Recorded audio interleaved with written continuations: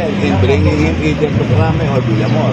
Eh, wala naman sinipat. It was promised to the Promise me that he can escort the president. Sir, kayo sir ay sumundo lang sa kanila kanina. Kanina, I was here as early as 9:30. So anong nangyari?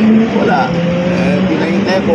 Tapos dumating, sabi niya, we assure you that you can see the president. And then I was introduced to the Canilaw. He showed to me a document showing na meron the warrant. I was asked for a copy of the warrant. Wala naman. O, yun. Sir, ngayon nasa na po So si in short, sir, in short, no warrant has been served to the I have not seen the warrant. But what have you been told, sir? Kahit verbal lang. Yeah, I was told by La Canilaw. Na ano Sir, daw po, sir? sir, Na meron daw warrant pa rin. from who? Like ICC po ba, sir? Interpol, sabi niya. Because he's from Sir, can you Interpol. confirm that there's a red notice lang po? Ay, ganun. Therefore, are we considering this as illegal arrest? Well, if there is no warrant of arrest, then this is definitely illegal. Kasi kinuha siya kung sir. Yeah, and then as a matter of constitutional right, kahit na-arrestin mo yung tao, you are entitled to legal assistance as well as immediate medical assistance. Kaya tatakaw bakit ayaw lang paano yung mga doktor. Both medical and legal assistance were not afforded to the Constitutional right at ng bawat tao. Sir, ano daw mangyayari from here? Ha? Ano daw mangyayari from here? I really don't know. I have not talked to anybody from their side. So, Who is there with her? kasi kahit kayo We don't know. Hindi pa lang kami napawag. Sir, bakit pwede mo kayo sir ng mga abogado na hindi ko Eh, yun ang hindi ko pinapapasok? maintindihan. Kasama niyo po ba si S. Medaldea sa loob? Sino po kasama niya sa Well, loob? when I saw people they are being interviewed, I don't know if he's with the president, but they're viewing with the president. Sir, may prior coordination ba to? Nakausap niyo ba sila General Marbil? Anong pinaliwanag sa inyo? Wala.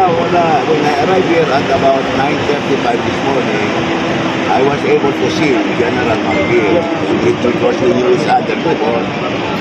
We had some short talk, and then sabi niya sa akin, when there was a sign na dumating na si Presidente, sabi niya sa akin, we will escort him sa yung malaking poster, you can join him there, sabi niya sa akin.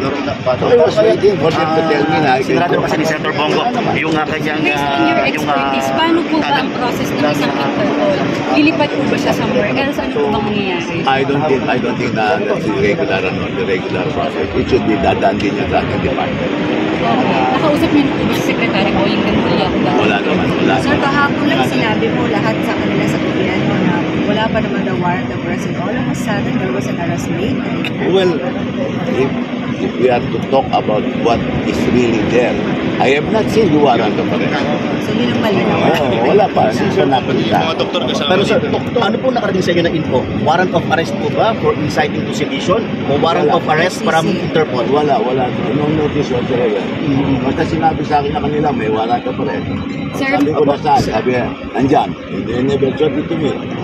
Sir, Hawak na daw po ni CIDG Director Brigadier General Torre yung warrant of arrest. Kung meron, ba't hindi pa kita sa amin? So, inuna muna yung arrest, sir. Pwede pa kasi.